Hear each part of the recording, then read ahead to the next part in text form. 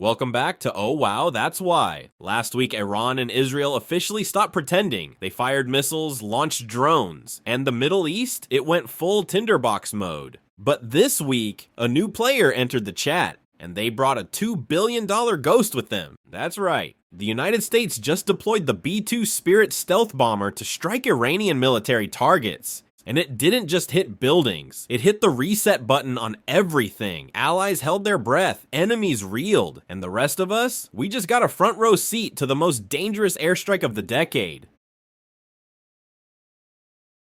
The B-2 Spirit isn't just a plane, it's a statement. It was built to end the Cold War in a single night. A black triangle that defies radar, drops nukes, and ghosts away before breakfast. This thing can cross continents without refueling, drop bunker busters with surgical precision, fly higher than Mount Everest, and disappear before radar even says hello. Only 21 were ever built, but after one crashed in 2008, just 20 remain in service today. Each one costs $2.1 billion and requires more maintenance than a diva on tour. But when they take off, everyone, and we mean everyone, notices. Deploying the B-2 isn't tactical, it's symbolic. It says, we're serious, we're watching, and we're not asking twice. And that's what made this week so terrifying, because when the ghost rises, it never comes for small talk.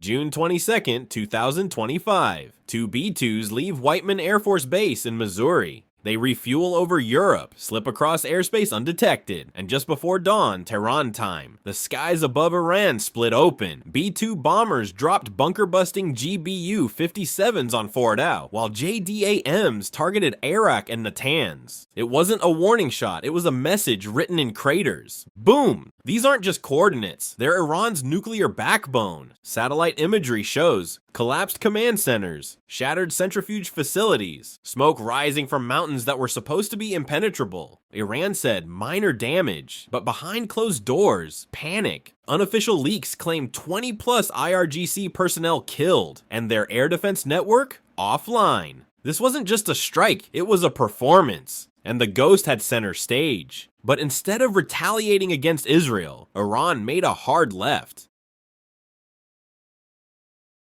At 3:12 a.m. on June 23rd, Iran launched two Fateh 110 missiles. Their destination, Al Udeid Air Base, Qatar, home of the US military in the Gulf. One missile missed, the other hit just outside the base. 0 deaths, massive impact. Why Qatar? Simple. Iran believes the B-2s got fuel, data, or operational clearance via Gulf cooperation, most likely involving Qatar. Tehran's logic? If you help our enemies kill our commanders, you're not a bystander, you're a target. But here's the problem, Qatar isn't just a host, they're the region's diplomatic Switzerland, talking to everyone, pissing off no one. Until now. Iran just turned a neutral middleman into a potential enemy, and that sent a shockwave through the Gulf.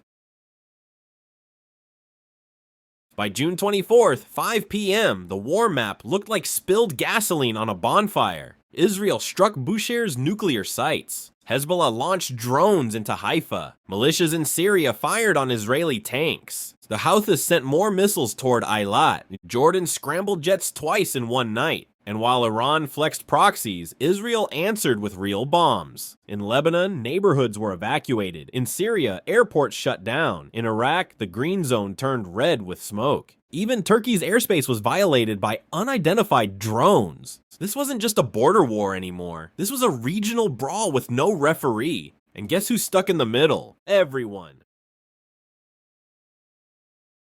Missiles may hit targets, but oil prices feel every aftershock. Within just 48 hours of the Israel-Iran ceasefire announcement, Brent crude dropped back to around 67 to 68 per barrel, while WTI stabilized near 64 to 65. The markets took a breath, not out of relief, but out of sheer exhaustion. It's not peace, it's just a pause. Analysts say we're now in a fragile window. Oil prices cooled off for now, but if Iran makes another move, especially near the Strait of Hormuz, prices could rocket past $140 again, just like in 2008. For the moment, shipping has resumed. Stock markets across Europe, Asia, and the US bounced upward. Investors are acting like things are under control. But don't be fooled. This isn't stability, it's suspense. Because the Strait of Hormuz still handles 20% of the world's oil, and one drone strike in the wrong place could change everything. So while traders pretend things are calm, behind the scenes, governments are bracing for the next cyber attack, oil shock, or explosion. And if that happens, the headlines will scream, the pizza will flow, and the price of oil might just come with 3 digits again.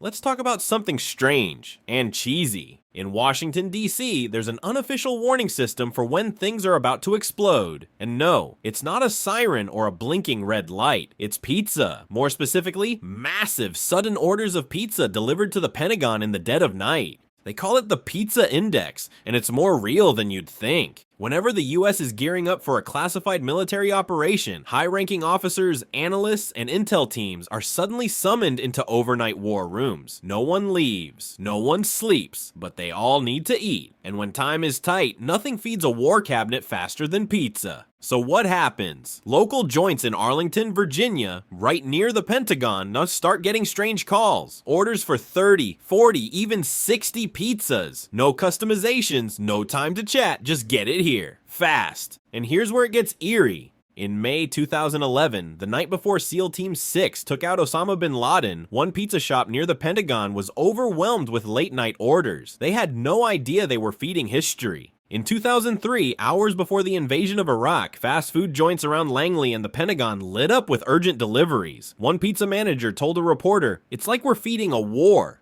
In 2017, before the US launched airstrikes on Syria, a sharp spike in DC delivery data showed pizzas heading straight for the Department of Defense and the White House. And now? According to several DC-based delivery drivers posting anonymously online, there was a weird wave of large late-night orders on June 21st, all heading toward the Pentagon and nearby federal offices. Some said it reminded them of the bin Laden raid night. One driver wrote, "Felt like I was feeding a bunker full of generals. It was all cash, no eye contact, no nonsense." Roughly 24 hours later, 2 B-2 Spirit bombers were over Iranian skies. Coincidence? Maybe. But in a world where satellites can miss the whispers of war, sometimes the best early warning system is a guy in a Toyota Corolla with too many pizza boxes and no questions asked. And when the pizza flows, the bombs usually follow.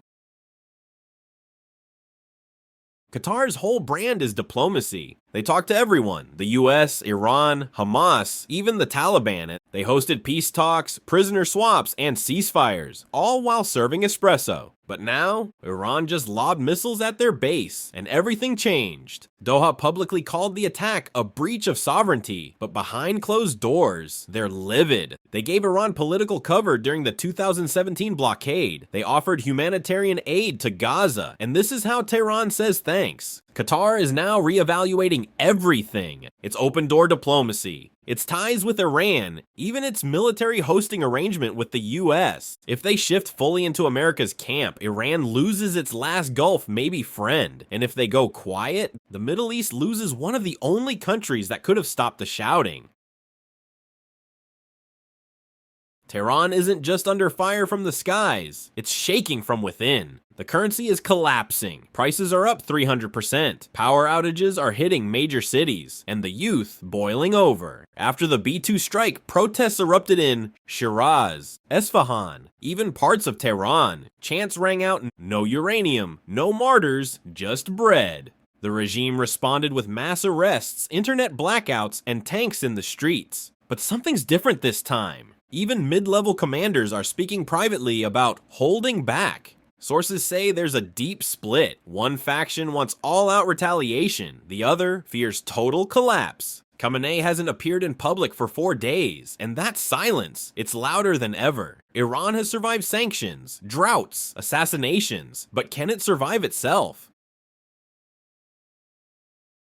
Let's talk about the scariest dot on the map, Fordow. This place isn't just underground. It's buried 80 meters deep inside a mountain, shielded from nearly everything short of an asteroid. For years, Fordow was considered untouchable, but on June 22, 2025, that changed. 2 US B-2 Spirit bombers, flying in total radio silence, dropped 12 GBU-57 bunker-busting bombs on the Fordow enrichment facility. At the same time, another 2 were launched at Natanz, while 30 Tomahawk cruise missiles rained down on secondary targets near Natanz and Isfahan. This was the first time America had ever directly targeted Iran's most fortified nuclear site. President Trump called the strike a very successful attack, even going so far as to say Fordow had been completely obliterated. But when the dust settled, satellite images told a different story. Sure, there were impact craters, collapsed entrances, and some visible surface damage, but the mountain still stood. And according to US intelligence sources, the hit may have only set back Iran's nuclear program by a few months. Not years, not decades, just months. Iran responded by claiming there was no radiation leak and that key enriched materials had been relocated shortly before the strike. Western analysts believe they might be telling the truth. Deep cavern engineering and early warning systems likely helped protect the most critical parts of the site. Thanks for watching. Oh wow, that's why. So now that the B-2 has whispered its message and Iran has screamed back across borders, we have to ask, did the United States just silently light the fuse for a much bigger war? Should Israel really risk attacking Fordow and possibly unleash the unthinkable? And if you were Iran, would you hold your ground or hit harder? This isn't just a regional conflict anymore. It's a multi-level chess game where one misstep, one badly aimed drone, one politician trying to save face could trigger something we can't walk back. Tell us what you think in the comments. We're watching, quietly, like a $2 billion ghost over the desert. Smash that like button, subscribe for more geopolitical plot twists, and we'll see you next time. Hopefully before someone decides to press the next button. Because the sky's not the limit anymore, it's the battleground. And next time, well, let's just say, the ghost might not be the only thing flying.